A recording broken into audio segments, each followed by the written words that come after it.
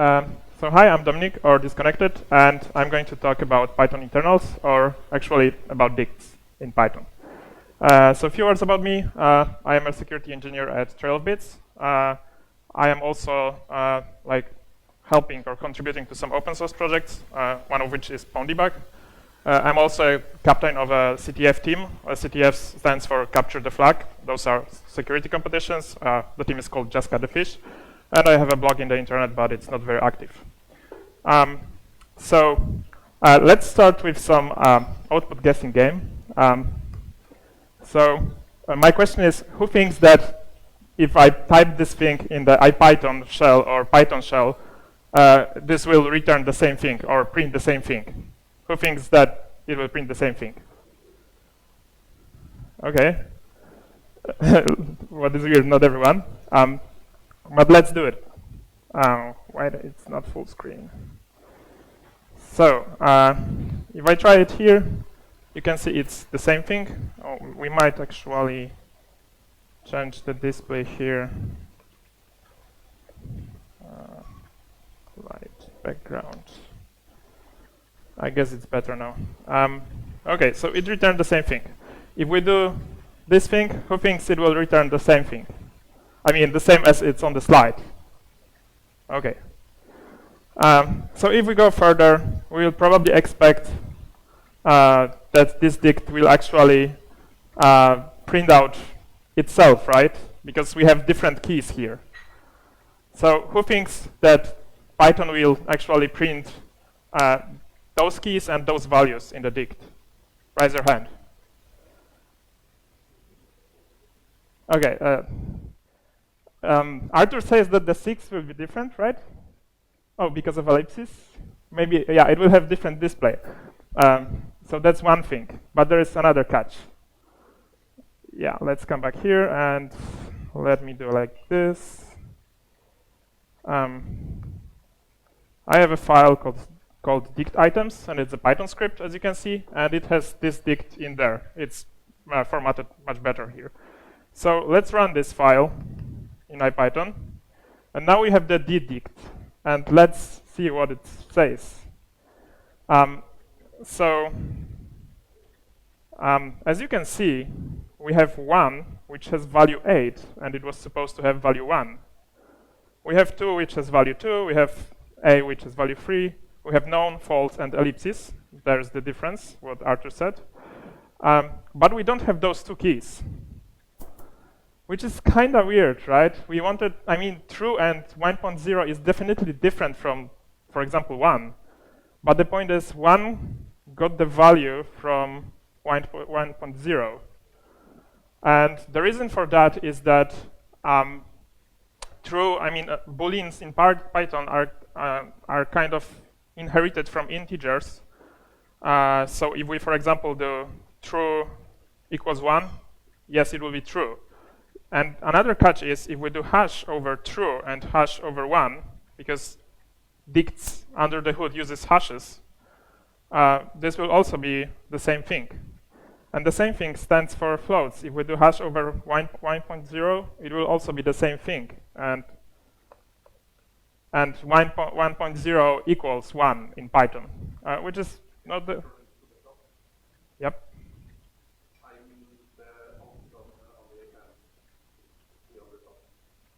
Again?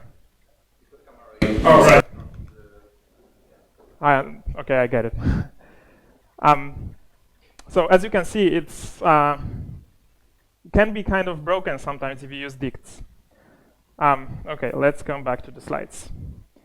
So another interesting case here is what we will get as an output for those things. And let's see. So if we do, let me do reset maybe. Oh, clear actually. Whoa. Okay, the exclamation mark clear works. So let's see what will hash ABC return. And it returns some negative value. And the thing is that if we would launch another IPython session, which looks terrible here, it will actually return something different. I mean, those two values are different here. And the thing is that whenever you're hashing strings, you will get a different hash because the point is that if you would have dict and some attacker could actually put keys and values into the dict, you don't want it to be, you don't want this person to be able to have many collisions of the same hashes, because if you have two keys that maps to the same hash, the access to get like the second one is slower, which we'll see a bit later. So if we have strings, those strings uses some kind of magic value that's randomized whenever you launch Python for hashing. And I had some values like hash for 2. So any guess what will this return? Yes, it returns 2, because why would it return something other? So if we do hash over 1, it returns 1. If we do hash over 2, it returns 0. Sorry, over 0. If we do hash over -2, it will return -2. But if we do hash over -1, it will return -2. It's like, what the hell? So we'll see in a moment what's the reason for that.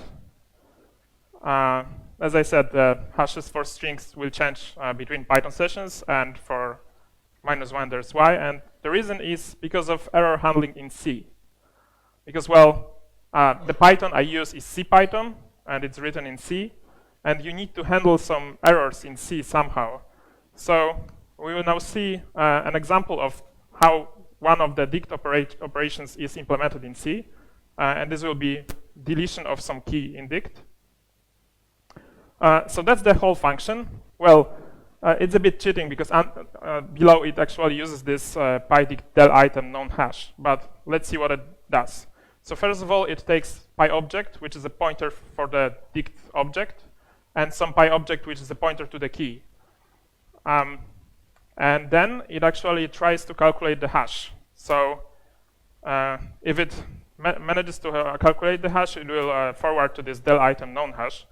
But the hash calculation, first, I think this particular line of code is some kind of optimization, because the thing that happens here is we have this bang or exclamation mark or negation of PyUnicode check exact, and this actually checks whether the key is not Unicode. And if it's not Unicode, it will get into the hash to later use this pyObject underscore hash function to calculate the hash.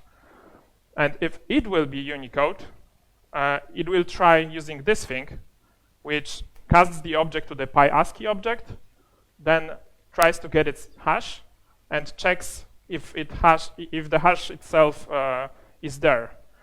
And so I believe that whenever this pyObject hash function is used for Unicodes, then the hash is calculated and saved in the object itself for strings, at least, probably for other objects as well, I don't know. So if we don't have this hash, this is getting calculated. And for all other objects, this will be calculated as well. So we have this call of the pyObject hash here, which will calculate the hash. And here is the catch. If this function will return -1, then this del item will also return -1, which will like kind of mark for the CPython engine that, okay, this function returned an error, you have to do something else. Maybe an exception, handle some exception or something. Yeah, so let's go back to the pyObject hash function. It looks like this. So it also takes the pyObject, which is the key. Then it retrieves the type of this object. And later on, if it checks if there is TP hash member of the structure, and if the member is there, it will actually use this function, because that's a pointer to a function in C. And so whenever you have some type that's implemented in CPython, it has some kind of structure that looks like this. I mean, the structure is much bigger, but basically it has some metadata like what's the type name, what's the size of the type, or what are the handlers for given functions like hash or call or str, and so on. And so here is this hash function, which is called long hash. And if we see this function, it will actually calculate the hash, which I stripped because it's a bit big. Because the thing is that in CPython, you have all the integers are big integers. So if those integers are big enough, they are stored in some kind of like a character array, and you need to like iterate over each character and do the calculation of the hash. And so whenever this hash will be -1, it's returned as -2. And that's the reason why hash for -1 returned actually -2. Yep. So my question is, or let's first see something else first, because I said to you that when you have dicts and you have strings as keys, then you might have an attacker that will try to exploit the fact that he is able to put whatever the key is, and so make some kind of denial of service attack, so that you will waste tons of time for retrieving a given value for a key that has a lot of collisions. I have this file, I believe it's hashes. Yeah, it's this one. So I have this script here that creates a dict that has some kind of weird keys, and each value will be just like a next value. And here I have some of the keys that are in the dict. Let me launch the script. Run hashes. It takes some time because the dict is a bit big, but it's not that big actually. So the key one, and let me show you first the keys. So those are the keys. So those are the integers, right? And so if we do hash over key 1 and hash over key 2, hash over key 3,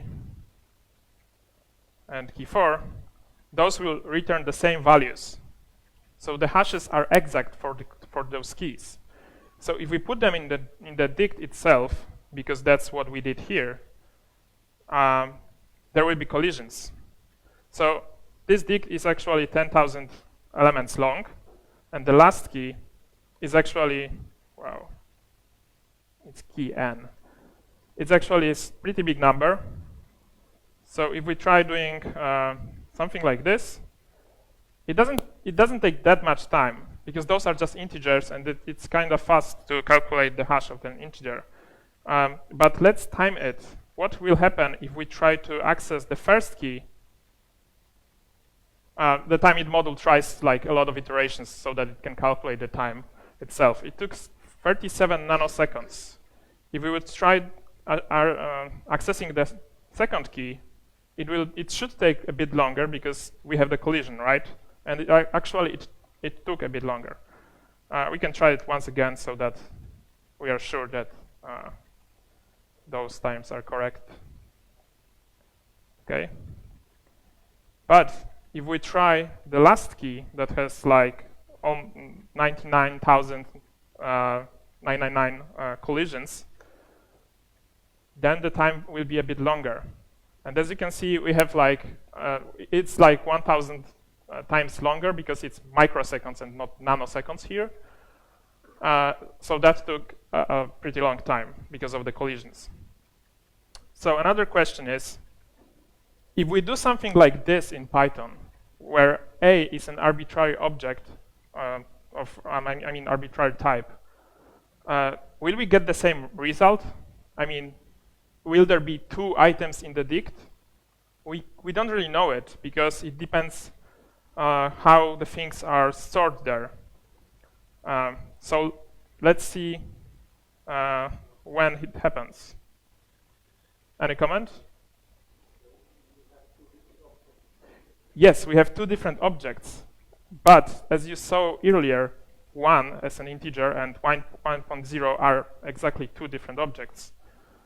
So we can have this kind of problem here as well, and we will see it in a moment.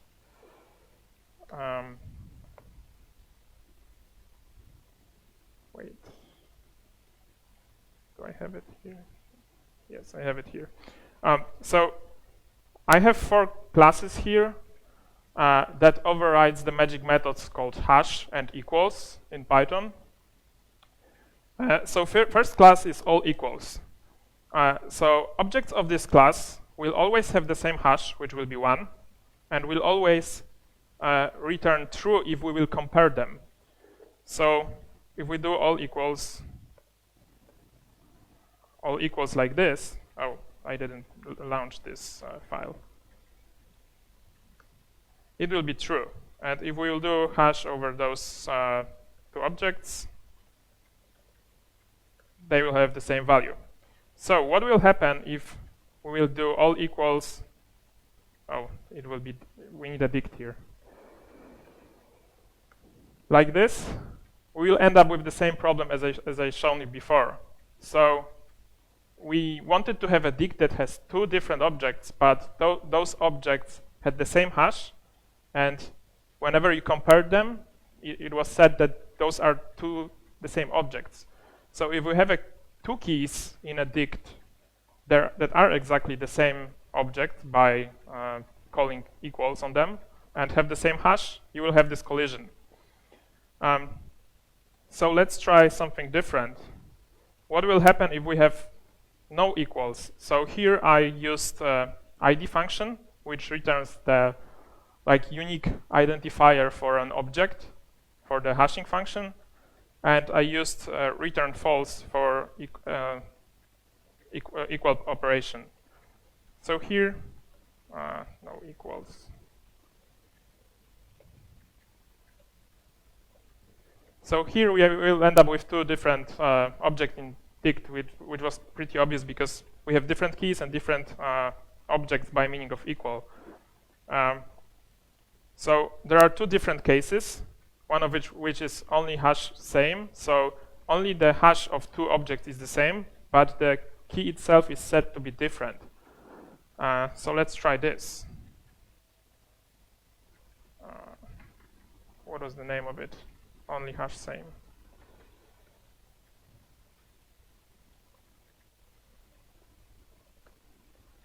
And here, again, we have 2 different objects. And the last case, where we have, oh, this is wrong here. So let's rewrite it. I mean, it's wrong because it says only equals should be the same, but the hash itself hasn't. Or did I? All right. Yeah, it's correct. Sorry. Yep.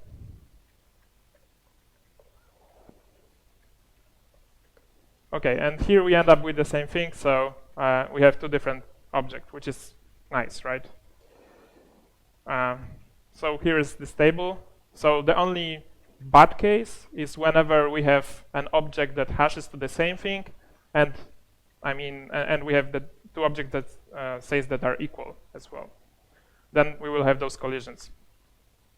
So another problem here is hashing mutable values, because whenever you're writing your own objects, like we'll have class A that will have 1 member,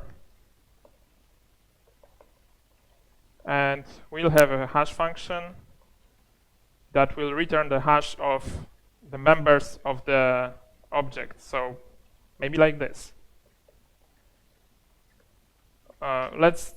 We have this object. We can store it in a dict like this. And if we change this object, so if we modify it, and now if we try to print the dict, we will have key error. I think that's because of IPython. But the thing is that if we will try to do, if A is in D, it will say, oh, no, it's not in D. But if we print the D, we see that the object is there. If we take the keys, I probably have to do next here. Oh, maybe not next. Wait, sorry. Yeah, I need to cast it to list, I think. And try to do something like this. This object is there, but its hash has changed. So this is very problematic. And the thing is that Who here uses Django? Okay, some of the people. So the problem with Django is that whenever you have a model instance, it uses the ID of the object itself for hashing.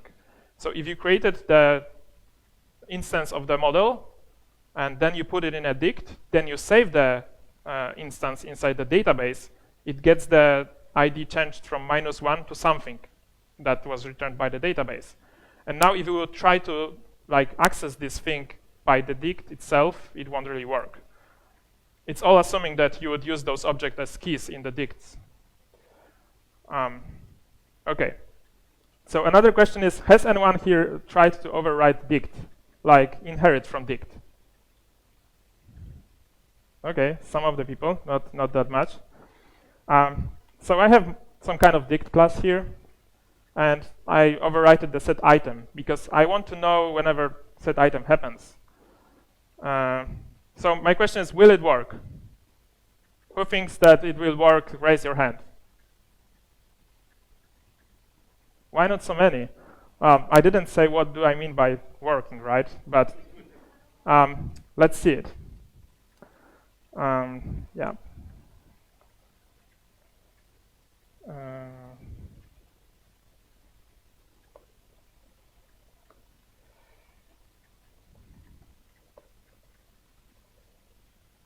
It should be like this, right? Yes.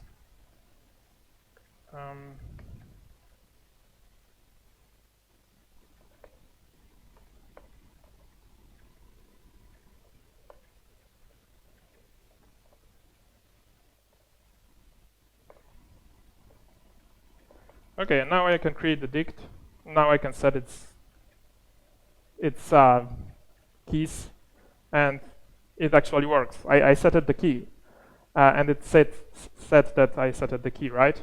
But the problem is, I personally would expect that if I would do update over a dict, that the set item itself will be used for that, because I overwritten it, especially for all the cases whenever I set some item in the dict.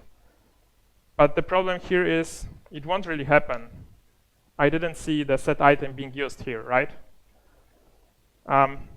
So my question is, can we make it any better? Who thinks that we can? Okay, yeah, you are with me. So the collections module is for the rescue here. If we would go to the documentation, it will have a list of the container data types that are defined there, and one of which is user dict, which is a wrapper around dictionary objects for easier dict subclassing. so whenever you need to subclass dict and have all the cases covered, you need really to use the user dict. The cost for that is obviously performance, because the reason for that the dict itself won't really call set item on operations like update is performance. It just doesn't really want to call a function that's defined in Python. It just uses the methods that are defined in C. So let's see how my dict that will inherit from user dict will work.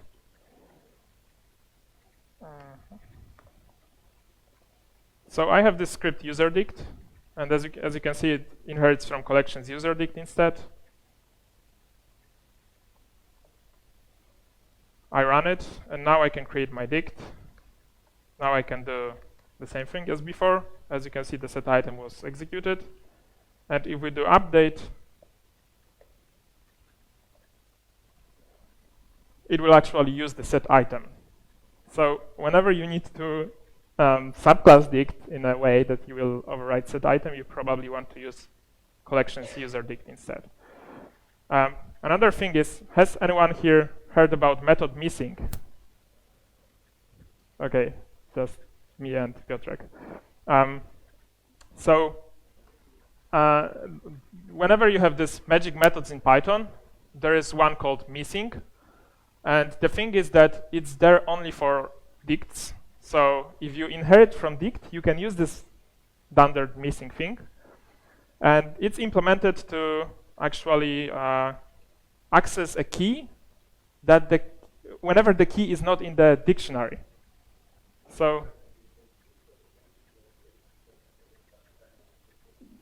yes, exactly. You can implement default dict using this behavior. So here's my default dict. The cool thing about it is that you can actually have a bit different behavior than when having just pure default dict in Python, because you can extend it, for example, in a way that your default dict will do something based on the key that was passed, right? So here I overwrite the init, called the super init of the dict, then I set the default thing, and then I have the missing method, which will call the default function to create the default item, then it will set it and return the item. So let's see if it works. Do I have it here? Probably not. Okay, let's write one.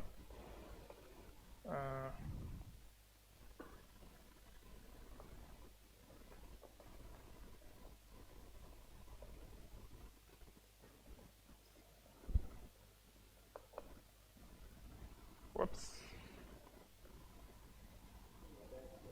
Yeah, it shouldn't be done.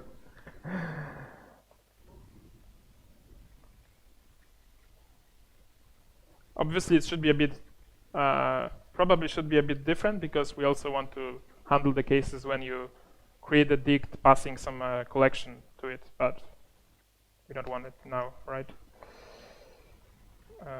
Okay, so the item will be instantiated, then we will set the item, key item, and we'll return the item. So for example, if we do, what did I do wrong?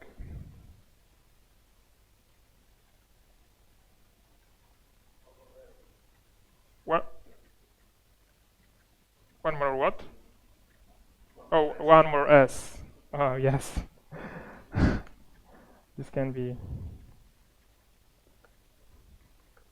Okay, so as you can see, it works as default dict. But there are some other cool cases for this thing. So another example is range dict. So range dict will be a dict that will work in such a way that whenever a key is accessed that is not in the dict itself, it will iterate over the items that are there. It will name the first thing as range and value. Then if the item is not a tuple, it will continue. So this is some kind of basic check. It probably should be done in init to like have the proper behavior of this object, which we'll see in a moment. Then we unpack this range thing, because as you can see below, we have like tuples of two items. And those tuples are ranges. So there is like lower and upper range. And if the key is in the range, it will return the value of that's stored there. And if it's not, we will return a dot. So let's see this in action. As you can see, I have this class implemented here, and also the flags instantiated. So flags is our range dict, and now if I would do, for example, 0.3 as a key, it will call this method missing, and it will find me the range that was here and return its value. If we put here some value that's not there, it will return dot. So it's kind of nice that you can have this kind of range accessing behavior.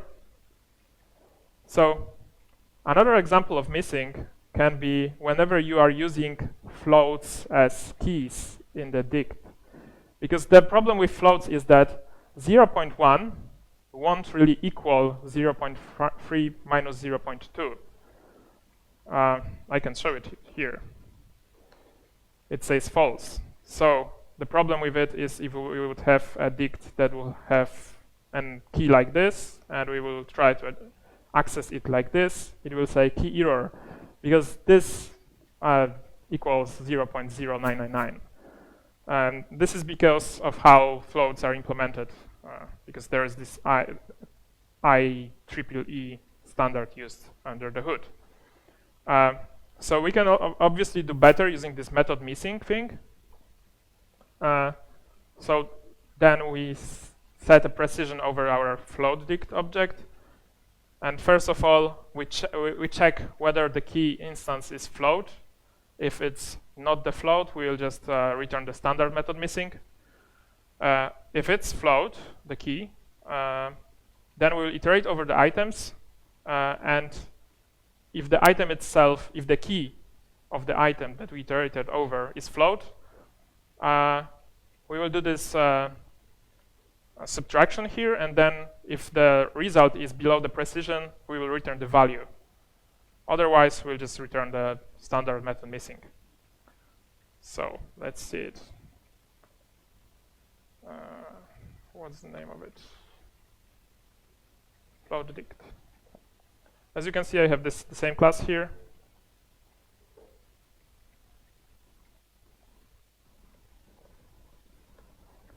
And if we create the float dict and put here 0.1 as key, and now we would try to access this weird value, it will return this value because the precision matters here, right? So I would say this is a cool situation whenever you need to store floats as keys of dict. So another case is dicts updates. So whenever you are updating dict, you are actually overriding keys. I mean, okay, you have actually this second case on the right side, where there is this dict update method on the dict object, right? So that's the usual way how you update the dict. You can also implement it using the for loop, as you can see on the left side. And so whenever there are collisions, I mean collisions of the keys, those will be overridden, right? So what would you do if you don't really want to override the keys? So you want an update or a merge that will not override the keys. Any suggestions? Yeah, you can do merge from the second side, but if you would do that, you will have B updated and not A, and you might want A to be updated, right? Of course, another thing that you could do would be modify this for loop and put there an if statement that if the key is in A, then please don't do the update, right? But are there any other methods?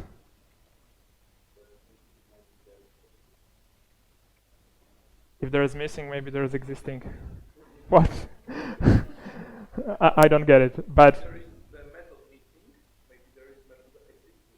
oh, if there is method missing, maybe there is method existing. No, there is not.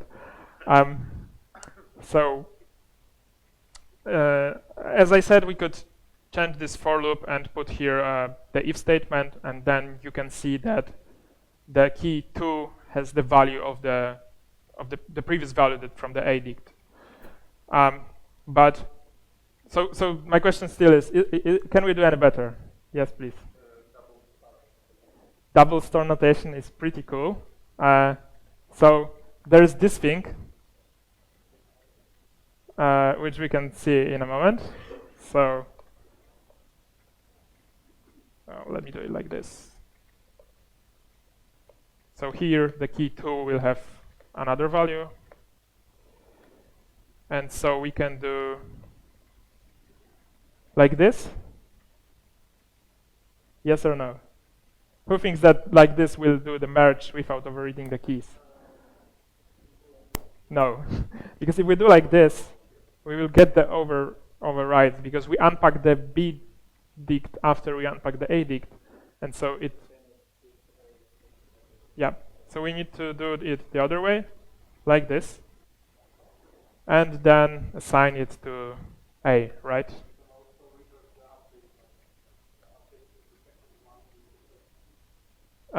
Yes, but this has the problem I mentioned before, that you will change the B dict, not the A dict, which is problematic. Yeah, exactly. You don't want to change the B dict. What's the problem with this thing here? Anyone? It's too awesome. Well, maybe it's not readable, I don't know. But the problem here is that if you would store this dict in a list, and then you would do this operation, you won't really update the dict that was stored in the list. You will change, you will create a new dict. So we can really use it in a way that it will always be correct, right? So there is more. There is a method in C which is called Pwndbg merge, which takes the first dict, the second dict, and a flag that says whether we want to overwrite the dict. And that's actually what's called by dict update. So Pwndbg update actually calls dict merge with the 1 as overwrite flag. So the problem here is that it's not really exposed for us on the dict interface. There is no dict.merge method or something. Maybe they will add it someday, I don't know. But we can still use it. Like, since this is a C method, and Python itself is a like C binary, and so you can actually access the functions that are there in the binary itself using Python. And there is C-types module, which has, this is a built-in module. It has a Python API property, which has all those methods in there. I mean, kinda, because if we would access it, maybe let me show it first. So if we do like this, we'll get a PyDLL, which says known, and I mean, this is a handle, like a pointer to this module. If we try to see its members, we don't really see any functions here. So this is problematic because we need to know the function names. If we try to access something, it will try to retrieve this something thing, and if it's not there, it will say, oh, attribute error, there is no attribute. The symbol was not found in the Python API. What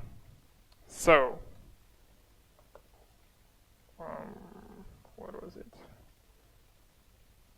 Merge dicts. So I have the code for it here, but first I need to, well, maybe run this code. So there are some functions defined for those operations, like merge with a for loop, merge with this Pwndbg merge, and there is one more which we'll see in a bit later. So let me clear that file first. Let me create the situation. Okay, we have the bdict here, cool. So now we can, what was the function name? Merge by merge. So first we have those dicts that are not updated yet. And we call the pymerge thing. And now A was changed. It has the key from the B dict, but it didn't override the key too. And there is B which didn't change. So the question is that faster? Since it's a C method, right? It's not Python code. So who thinks it's faster? Okay, some of you thinks it's faster. And we can see it. So let me recreate the dicts first.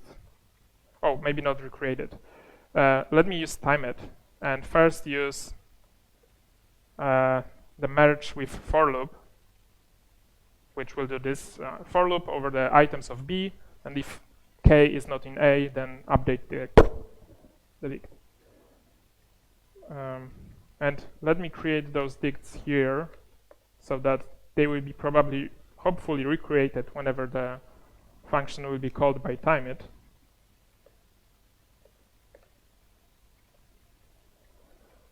It takes some time because it's kind of fast operation.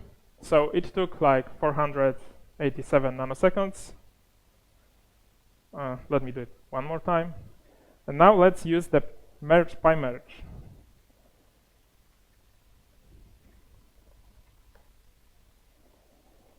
And the bad thing here, it's not really faster. I mean, this doesn't say anything, but it took like twice the time of the merge with for. So, any ideas why? C-types are slow. Probably not. Honestly, I'm not like 100% of the reason, but calls in Python are usually super slow. So if you would go to like some built-in modules code in Python, you might see something like this. Some methods that will have an underscore argument there that will assign something first and assign something for maybe some other thing, and then it will call those things. Yes? Have I tried to do bigger dicts? No, but it might be faster with bigger dicts. Probably yes. But the thing is that even making this optimization here, because, okay, let me show you something. So there is this module in Python, which is there to see the bytecode of a given function in Python. So let's see how does the bytecode for the merge with for looks like. It's not that big. It has like 40 opcodes there. It obviously calls some methods like items here, but that's just one call. Then it has all the operations here. If we do the same over the PyMerge, luckily we have less opcodes here, only 30, but we have a lot of calls and loads of attributes. So it first must access C-types module, get the attribute Python API, then retrieve the PyMerge, then do those operations. I mean, call the method for the C-types PyObject, because if you have a dict and you need to cast it somehow to this PyObject pointer in C kind of, so there is the PyObject method on C-types. So we do it over A and over B, and then we call the method the PyDict merge. And those calls are pretty heavy. If we do it with the inline, it's a bit shorter, only 22 opcodes, and it just loads fast the PyObject thing and the merge thing and just calls it, instead of like loading the C-types, then getting the attribute, and so on and so on. So did I show the result for the inline thing? Not really. So let's see if it will be faster. Oh, it doesn't really help here. Okay.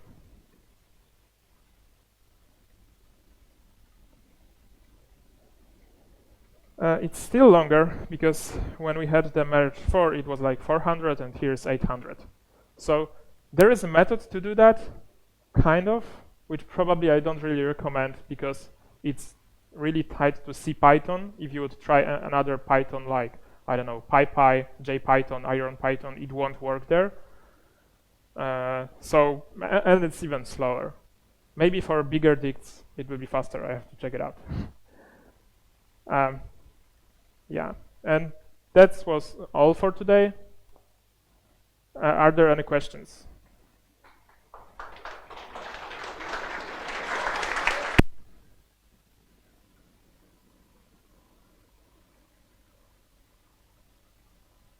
Any questions? Raise your hand if there's one.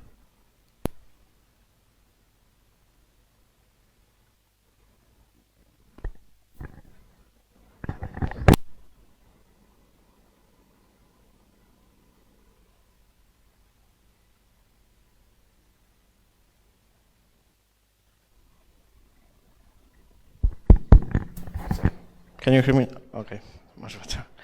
You've shown one vector of attack that was fixed many years ago by randomizing the hashing function. And can any other strange behaviors of dicts be used as vectors of attack of my services? Well, probably you can still have the key collision problem with another types of objects. But as you can see, it's not that big deal with integers, for example. So I haven't tried with other types because it's probably, what another type you could use? Maybe floats. Maybe it's easier to get a collision with float, and maybe hashing of the float is not that fast. I don't know. But another problem that is there, as I said, is this mutable key value. I mean, whenever the key object is mutable and you try to mutate its value between adding it to a dict and then doing some operations on the dict with this object. So just those two things, I think.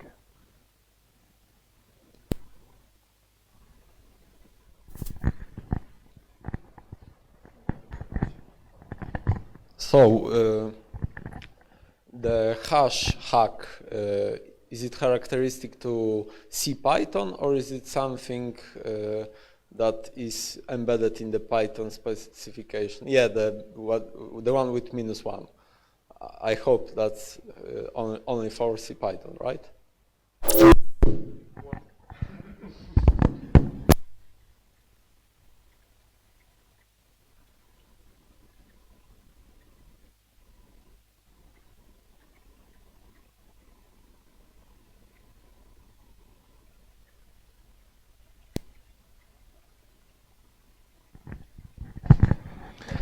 So if I create the object that will return a hash of -1, I cannot remove it from the dict?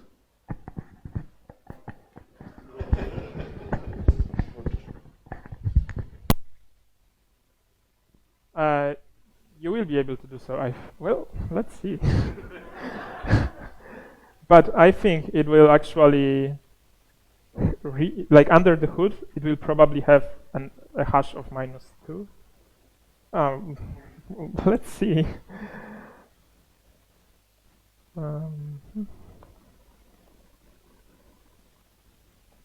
I'm sorry, you cannot really return -1. That was a really good question. When Python dict implementation changed in 3.6, is that any of that changed in previous versions of Python compared to like the latest Python or not? Okay, so what Arthur mentions is that, I haven't said that, but the thing is with dicts, the dicts after Python 3.6, they preserve the insertion order. So if we would have like something like this, and we will iterate over the dict,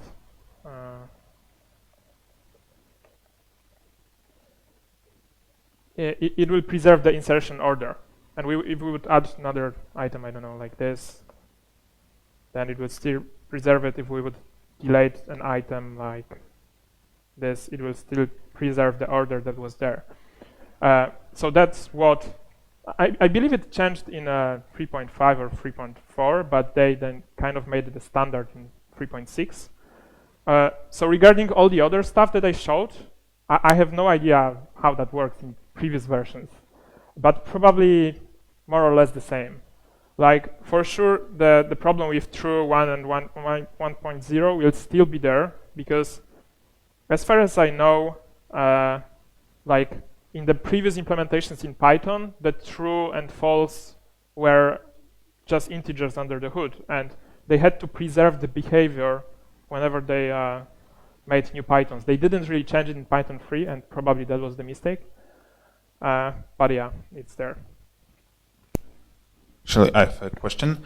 With new dicts, do you know if it's possible to delete first element that has been added to dict? You mean like that? If I can do del over first? I know you can do that, but scroll a bit higher. Can you, a bit lower? In this case, can you remove just the 2, but not saying that it was key 2, but it was the first item that you have added to the dict, because it saves the order? Only if you would access this. I mean, there's no like method for deletion based on the index. but you could actually access the keys. Oh, you cannot really access it like this. You would need to cast it for the list, or maybe do the next, I don't know. Probably do iter and then next. But if you retrieve the key like this, then yes, you can do so. But other than that, probably not. Using for loop, no, it won't really be good because you shouldn't mutate the dict whenever you are iterating over it.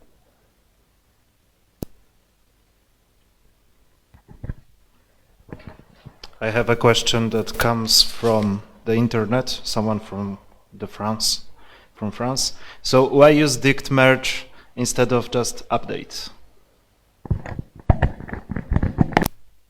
Well, the update does something different than PyDict merge, right? PyDict merge lets you to choose when you want to override the keys or not, and that's what the that's what the update method of dict uses.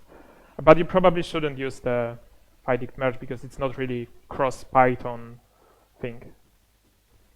Any more questions? Okay, thank you then.